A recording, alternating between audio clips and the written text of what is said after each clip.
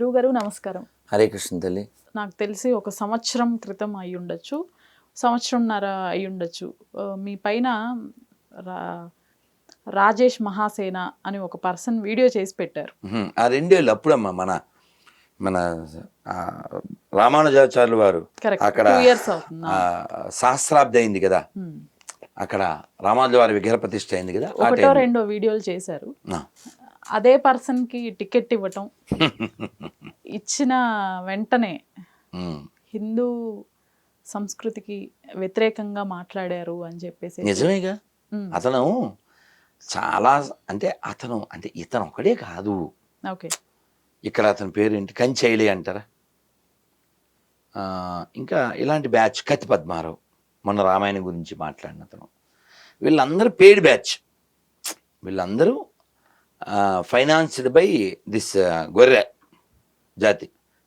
వీళ్ళందరికీ ఫండ్ చేస్తుంటారు. కాబట్టి వీళ్ళు అదేమిటంటారంటే, కప్పకి ఎప్పుడో రూపాయి దొరికిందంటమ్మా.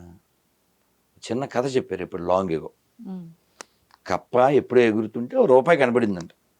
అది దాని మీద కూర్చుంది. అందులో ఏనుగు వస్తుంది, ఇది అరుస్తుందంట, ఏయ్ నేను ఇప్పుడు రిచ్చో అంటుంది. అసలు ఏనుగు కనబడుతుందా? దీని సౌండ్ ఏనుగు కనబడుతుందా? నేను రిచ్ ఇప్పుడు అంటుందంట. సరే ఏనుగుకి అసలు ఏం కనబడదు.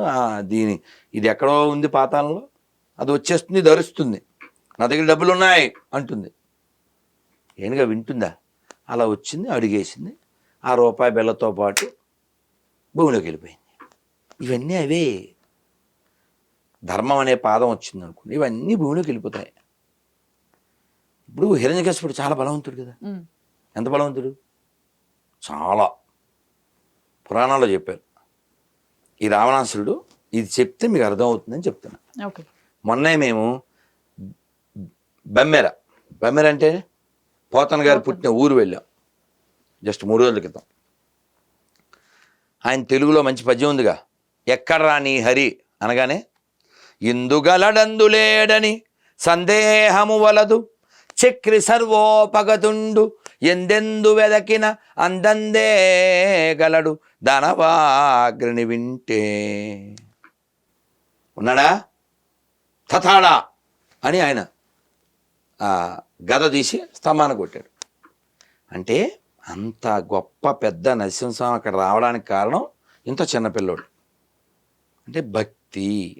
కాబట్టి ఇంత తిరుమల ఈ వైభవం కేవలం భక్తుల వలన వచ్చింది, కానీ ప్రభుత్వాల వలన కాదుగా. తిరుమల అంటే ఓ తిరుమల నంబి, తిరుమల అంటే ఓ హాదిరాం బావాజీ, తిరుమల అంటే ఓ ఆకాశరాజు, ఓ అన్నమయ్య, ఓ వాదిరాజు, ఓ మధ్వాచార్యులు వారు, ఓ శంకరాచార్యులు వారు, ఓ త్యాగరాజస్వామి వారు. త్యాగరాజస్వామి వారు వెళ్ళారు గట్టిగా 150 ఏళ్ళ క్రితం. తెర తీయరా తిరుపతి దేవరా, తెర తీయరా మాలోన మత్సరమనే, తెర తీయరా. అలాంటి భక్తుల వలన కానీ తిరుమల వైభవం ఈవోల వలనో లేకపోతే చైర్మన్ల వలనో సీఎంల వలనో కాదు. అయితే కొందరు చైర్మన్లు, కొందరు సీఎంలు, కొందరు ఈవోలు తిరుమలకు బోడి సేవ చేశారు. నాహంకర్త హరిహికర్త ఆ పుస్తకం చదవండి. పివిఆర్కే ప్రసాద్ గారు అద్భుతం. స్వామివారి లీలలు ఎన్ని జరిగినాయో ఆయన అనుభవించి అవన్నీ లిఖించారు. అలా తిరుమల స్వామివారి సేవ దొరకడం భాగ్యం. కానీ ఈ దౌర్భాగ్యులు అదేదో వాళ్ళ హక్కుగా వాళ్ళ ఇష్టం వచ్చినట్టు నాశనం చేయడానికి దాన్ని వాడుతున్నారు. మీరు చూడండి, ఎక్కడా తిరుమలలో మంచి మాటలు ఏం రాసి ఉండవు. ఓ అన్నమయ్య కీర్తన కానీ లేదంటే ఒక మంచి సూక్తి కానీ ఏం ఉండవు. ఉన్నవి కూడా ఆ మధ్య నేను బండి మీద వెళ్తూ చూశాను, ఆర్చి ఒకటి పీకేశారు. ఒకటి మంచి మాట ఉండేది ఆ ఆర్చి మీద, పాతది తీసేశారు. తిరుమల సొమ్ము కావాలి, తిరుమల మీద పెత్తనం కావాలి, తిరుమల దేవుడు అక్కర్లేదు.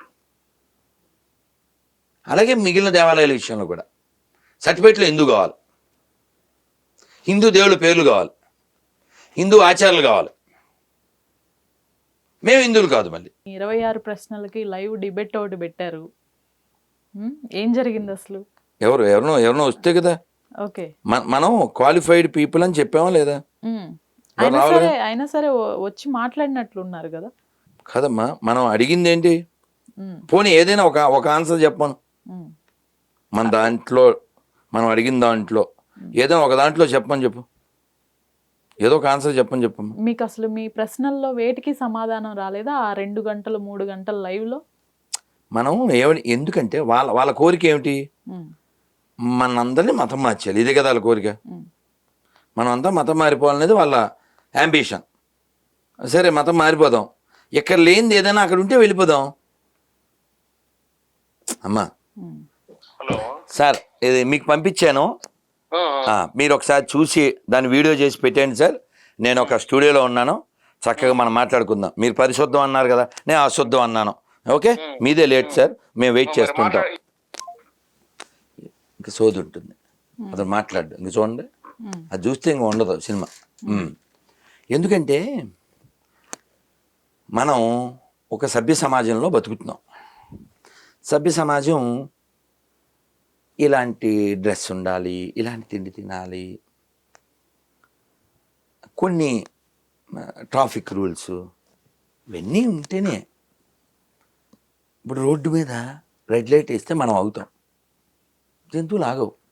అందుకని వాళ్ళ యానిమల్స్ కదా.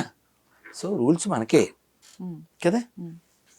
మీరు గమనించండి, ప్రపంచం ఎక్కడ ఎక్కువ క్రైమ్ ఉంది, ఎక్కడ ఎక్కువ రక్తపాతం ఉంది, ఎక్కడ ఎక్కువ ఏమంటారండి జోదం ఉంది, ఎక్కడ ఎక్కువ ఇది ఉంది, ఎక్కడ ఎక్కువ వ్యభిచారం ఉంది, ప్రపంచంలో ఎక్కడ స్లాటర్ హౌస్లు ఎక్కువ ఉన్నాయి, అక్కడ ఏ మతం ఉంది. ఇది 2024 అమ్మా. 1924 అంటే 100 ఏళ్ల క్రితం పాకిస్తాన్లో మహాశివరాత్రి బాగా జరిగేది, శ్రీరామనవమి బాగా జరిగేది, దీపావళి బాగా జరిగేది, వినాయక చవితి బాగా జరిగేది. ఇప్పుడు జరుగుద్దా? ఎందుకు జరగదు చెప్పండి? ఒక మతానికి సంబంధించిన వాళ్ళంతా ఏర్పడిపోయారు కాబట్టి. అంటే హిందువులు తగ్గిపోతే వాళ్ళ గుళ్ళు ఉండవు, వాళ్ళ పండగలు ఉండవు. రాముల వారి గుడి ఇప్పుడు చికెన్ సెంటర్ అక్కడ పాకిస్తాన్లో, అమ్మవారి గుడి ఉచ్చలదొడ్డి. నువ్వేమో అబద్ధాలు చెప్తుంటావు అక్కడ, అన్ని మతాలు ఒకటే అని. సెక్యులరిజం అదొక పెద్ద అబద్ధం, trash. Secularism will exist in India until Hindus are remain majority. Once Hindus are decrease, no secularism, no రాజ్యాంగం. రాసుకోండి, చూసుకోండి, చెక్ చేసుకోండి.